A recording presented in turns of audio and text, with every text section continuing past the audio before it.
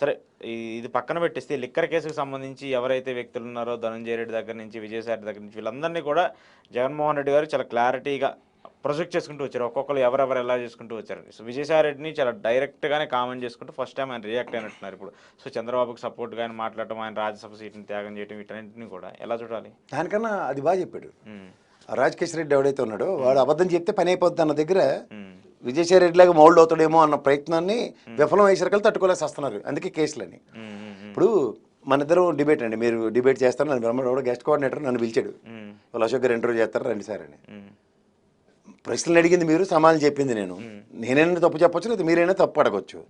కేసులు మన ఇద్దరు మీద పెట్టకుండా గెస్ట్ కోఆర్డినేటర్ మీద కేసు పెడితే అలాగే ఉంది కేసు, లెక్కర్ కేసు. ఈ OSD customer Dhananjaya Reddy, what way they are connected? ఆయనేమో ఇంటర్నేషనల్ కంపెనీ, అది ఎంఎన్సీ, అది విఘాటా ఏదో ఉన్నది, Bengaluru based. Chartered accountant Vijayasai Reddy ఆయన చార్టెడ్ అకౌంటెంట్ అని చెప్పి అసలు నాకు తెలియక అడుగుతాను. ఇప్పుడు రిలయన్స్లో నాకు 5 షేర్లు ఉంటాయి సార్, ఆ రిలయన్స్ కంపెనీ నాదని కేసు పెడతాడు ఎవడన్నా? లేదు కదా. అలా ఉంది. ఎవరు ఒకవేళ రిలయన్స్ అవినీతి చేస్తే మీరు చేశారని చెప్పేసి ఉండదు కదా, అది నా మీద కేసు పెట్టినట్టు ఉంటుంది. షేర్ హోల్డర్కి స్టేక్ హోల్డర్కి ఆడ మీద కేసులు పెడితే ఏమనాలా? అదే దానికి సంబంధించి ధనంజయ్ అదే గోవిందప్పకు సంబంధించిన దాని గురించి కూడా ఆయన అదే కదా వచ్చాడు కదా. ఇప్పుడు Govindappa is doing a business for cement, France లోనే ఎక్కడ అవుతుంది. చాలా ఉన్నాయి వాళ్ళకి, 12 గంటల్లో ఉన్నాయంట. 12 దేశాలు. MNC, multinational company. అండ్ ఏం పడితే అది అర్థం పర్థం ఏమైనా ఎడిస్తే సరే. ఫస్ట్ థింగ్, మీరు ఇందాక కోర్టుల విషయం చెప్తున్నారు. ఒకడిచ్చిన వాంగ్మూలం బేస్ చేసుకుని ఇంకోటి అరెస్ట్ చేసి ఆయన కోర్టులో ప్రొడ్యూస్ చేయడం ఎంతవరకు సమంజసం? కోర్టు అడుగుతుంది మొహం మీద.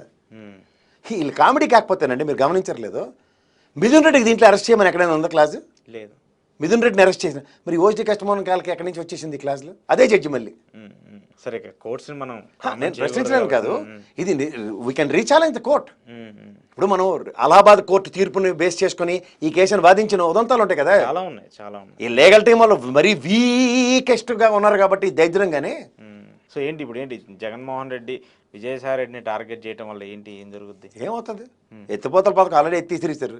అక్కడ వాడిన తర్వాత చెరుకు పిప్పికైనా కాస్త మొలాసిస్ ఏదో అమ్ముకోవడం ఉపయోగపడుతుంది. కానీ అంతకన్నా ఘోరంగా ఉంటుంది విజయసాయి రెడ్డి పరిస్థితి. చంద్రబాబు నాయుడుతో సీన్ అయిపోయిన తర్వాత ఈ లెక్కర్ స్కామ్లో అవుట్కమ్ ఏంటి? లేకపోతే విజయసాయి రెడ్డి పక్కకి గోళీలు ఆడుకోవడమే ఖచ్చితంగా. అదే అనవసరంగా ఆయన దీంట్లో అనవసరంగా మాట్లాడి లేనిపోయిన అన్ని అనవసరంగా ఇరుక్కున్నట్టున్నాడు. ఎందుకంటే ఫస్ట్ లీడ్ ఇచ్చింది ఆయనే కదా, 100 కోట్లు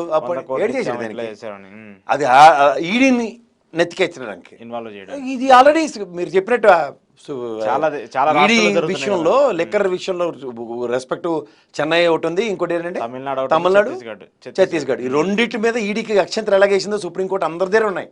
ఇది మళ్ళీ రిపీట్ అవుతుంది చూడండి. ఏపీలో కూడా అలాంటిదే ఏదో చేయాలని.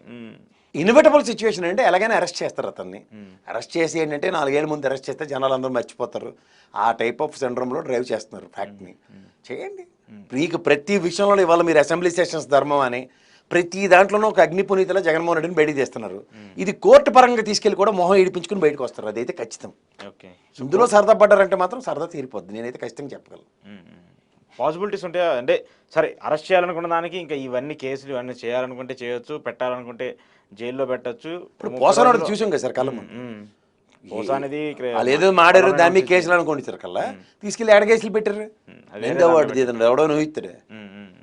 అది కూడా ఈ వంశీ చేసిన కోతి పనులన్నీ తెలుగుదేశం ఆయన ఎమ్మెల్యేగా చేసిన వాళ్ళే కేసులు పెట్టుకుంటున్నారు. ఇంకటి చెప్పాలా? ఓకే, ఏంటి సార్ ఇప్పుడు ఈ వ్యూ చూస్తున్నప్పుడు మీకు రీసెంట్గా లోకేష్ గారు వెళ్ళారు, మోదీని కలిశారు, మళ్ళీ చంద్రబాబు నాయుడు గారు వెళ్ళి అమిత్ షాతో భేటీ కాబోతున్నారు. ఆయనది కూడా ఒక 2-3 రోజుల్లో అపాయింట్మెంట్ ఉంది. సో ఈ మూవ్స్ అన్ని చూస్తున్నప్పుడు జగన్మోహన్ రెడ్డిని ఎలాగైనా ఇబ్బంది పెట్టడానికి చూస్తున్నారు అనేది అర్థమవుతుంది కదా? లేదండి, ఇక్కడ ఫస్ట్ ఆఫ్ ఆల్ నక్సలైట్స్ చాలా సీరియస్ ఇష్యూ నడుస్తుంది. ఈ గ్రే హ్యాండ్స్ అవన్నీ ఇతనే కదా స్టార్ట్ చేసింది చంద్రబాబు నాయుడు. అండ్ వీటి మీద చాలా సీరియస్గా ఉన్నారు central government. 31st March is the kept as the dead line. ఇప్పుడు ఇంకా మనకి నిన్న చనిపోయాడు ఆయన. ఈ మిగిలిన ఇంకా చాలా మంది ఉన్నారు. గణపతి ఇప్పుడు right now is going to head the Ganapati మన ఆరిజిన్, ఆంధ్రప్రదేశ్ ఆరిజిన్ నుంచి. సో ఈ మూమెంట్స్ వీటిలన్నిటి మీద పూర్తి అవగాహన ఉండాలి.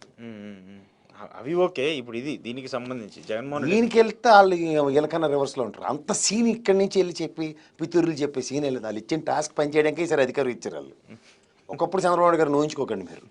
ఇప్పుడు వాళ్ళు చెప్పిన పని చేయడమే అంతే కాదు సార్. ఇప్పుడు ఒకసారి మీరు గతంలో మనం చెప్పాం కదా, చంద్రబాబు నాయుడుని అరెస్ట్ చేస్తే బీజేపీకి తెలియకుండా అరెస్ట్ చేస్తారని చెప్పేసి ఏదైతే చర్చ జరిగిందో, మరి జగన్మోహన్ రెడ్డికి అలాంటి స్టెప్ జరుగుతున్నప్పుడు వీళ్ళు బీజేపీకి చెప్పకుండా అలా చేస్తారా? కదండి, చంద్రబాబు నాయుడు అరెస్ట్ చేస్తామనే విషయం జగన్మోహన్ రెడ్డి జీవులు రాసి చెప్పొచ్చేటి చెవులో చెప్పలేదు, ఎవరో ఒకళ్ళు దాన్ని కమ్యూనికేట్ చేస్తారు కదా. ఎవరు కమ్యూనికేట్ చేయరు.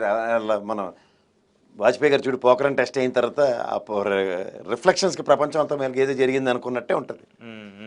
యా, ఇది మనది federal system sir. Chief minister have a discretion. He will act according to his constitution abiding laws ప్రకారం చేస్తాడు ఆయన.